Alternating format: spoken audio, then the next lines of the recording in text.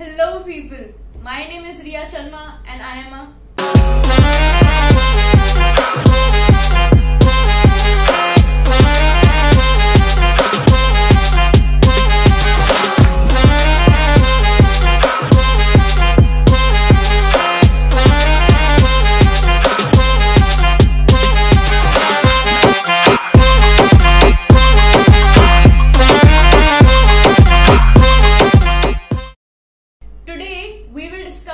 hot topic and in this hot topic there are some burning questions. Hot topic है Indo-China border dispute और burning question है will India and China go for a war again? Now this video will become 10 times more interesting क्योंकि आपके एक बहुत important question का answer देंगे हमारे एक expert who is from England. So let's start the video. So वैसे तो border tension बहुत common problems है. Every country that shares its border with another country faces these kind of problem.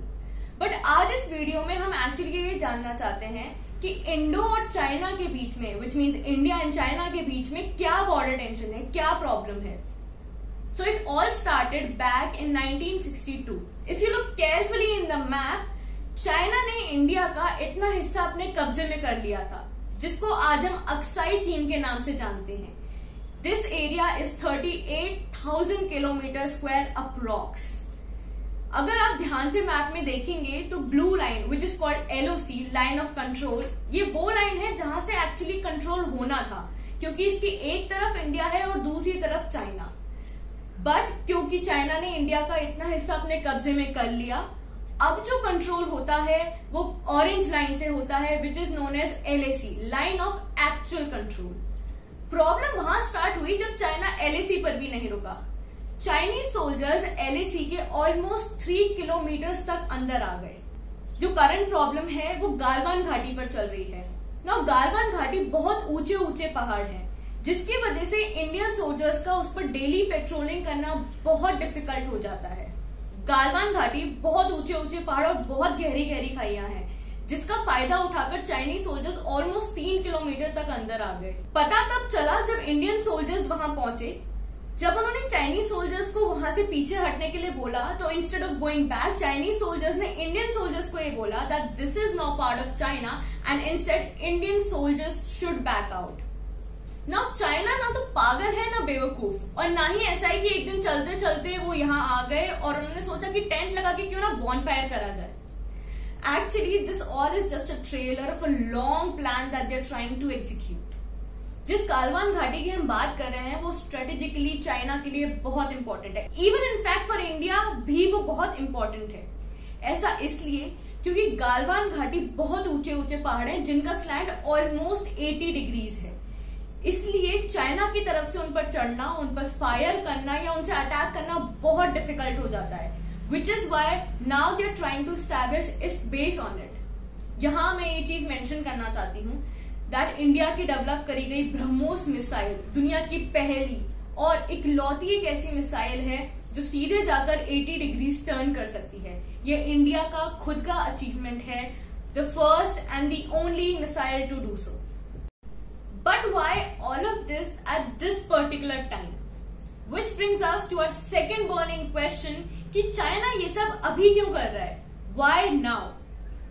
तो वैसे तो वॉर का कोई मुहूर्त नहीं होता बट चाइना सब कुछ देख कर आता है.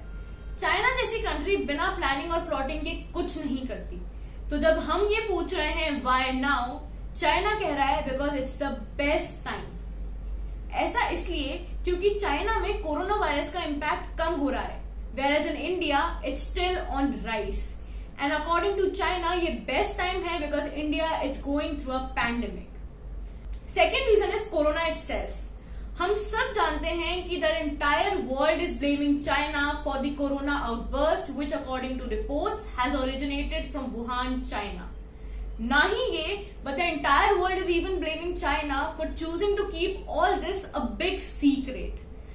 According to reports corona outburst रुक सकता था अगर चाइनीज गवर्नमेंट सही टाइम पर ग्लोबली इन्फॉर्म कर देती तो. नाउ चाइना अब इन सब से दुनिया का ध्यान भटकाना चाहता है, which is why all of this border tension at this particular time. और ये सच है कि अगर छोटी मोटी भी वॉर हो गई तो पूरी दुनिया का ध्यान कोरोना से हट जाएगा and China will succeed. Third reason is Australia एक इन्वेस्टिगेशन कमिटी बिठाना चाहता था अगेंस्ट चाइना एंड इंडिया ने उसमें उसका सपोर्ट कर दिया। Now China is like why India you did so. ये तो वही बात हो गई, stealing itself is shameful, at blatant indifference on top of it, this is outrageous. Hindi में इसे बोलते हैं एक तो चोरी ऊपर से सीना जोड़ी। नाउ ये सारा मामला इसलिए भी गर्मा गया क्योंकि चाइना ने अपने 5000 सोल्जर्स एलएसी पर भेज दिए। पहले तो इंडिया भी मीडिएशन से, वाद विवाद से सारा मामला सुलझा लिया करता था, बट इस टाइम इंडिया ने भी अपने 5000 सोल्जर्स एलएसी पर भेज दिए। एंड अब सिचुएशन ये है कि इंडियन सोल्जर्स और चाइनीज सोल्जर्स एक दूसरे के आमने सामने एलएसी पर खड़े हैं और ये कहना बिल्कुल गलत नहीं है कि मामला तो वॉर वाला ही है। Now this brings us to our third important question कि क्या वॉर होगी। अब वॉर होगी या नहीं ये तो फ्यूचर में पता चलेगा, बट हम सिर्फ पॉसिबिलिटीज की बात कर सकते हैं। ये कहना बिल्कुल गलत नहीं है कि सिचुएशन तो वॉर वाली ही है, बट ऐसी टेंशंस पहले भी हो चुकी हैं। Obviously this one is more aggressive, no doubt, but दोनों कंट्रीज ये जानती हैं that the rising powers in Asia and war is not a solution to anything. एक बार वेपन्स उठे then there is no end to it. हम ये सब वर्ल्ड वॉर 1, वर्ल्ड वॉर 2 में देख चुके हैं, एटलीस्ट पढ़ तो सभी चुके हैं। वॉर हुई तो both countries will suffer heavily, economically and diplomatically. Corona और no corona, China should also not forget कि India today is equipped with best of artilleries and weapons. India today has atom bomb too, और हम इससे ये बिल्कुल भी नहीं बोल रहे हैं दैट इंडिया विल और शुड यूज एटम बॉम्ब। हम सिर्फ ये बोलना चाह रहे हैं that China should never forget that आज का इंडिया 1962 वाला इंडिया नहीं है। और ये जब सारी टेंशन वर्ल्ड में चल रही है तो हमारे भावी पड़ोसी का ये रिएक्शन है। इनका ये कहना है कि हम इनके भावी पड़ोसी, जो कि हमारे भी भावी पड़ोसी है, यानी चाइना को डरा रहे हैं। लाइक सीरियसली, ज्यादा खुशी मुझे इस बात की भी है that mister Trump finally gets to know कि India and China border share कर रहे हैं। Congratulations. Keeping all this aside, let's come to our fourth and most important questions कि मानो कि अगर कल वॉर हुई, if India and China get into a war tomorrow, which country will support whom? And especially, which country will support India? So let's start with our neighbors. अगर नेपाल की बात करें, then Nepal has made it stand very clear that if India and China get into a war tomorrow, Nepal will not support either country. Talking about Bhutan, तो Bhutan India का ally ही है। In fact Bhutan को खुद India ही protect करता है।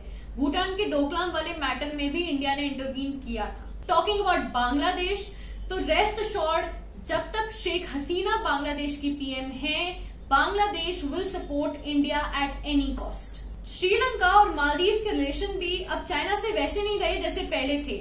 In fact Sri Lanka ये बिल्कुल जान गया है कि चाइना ने कभी उनकी कोई इकोनॉमिक हेल्प करी ही नहीं थी, बल्कि ये सब उनका एक डेब्ट ट्रैप था, वो पॉलिसी जो चाइना हमेशा से फॉलो करती आ रही है।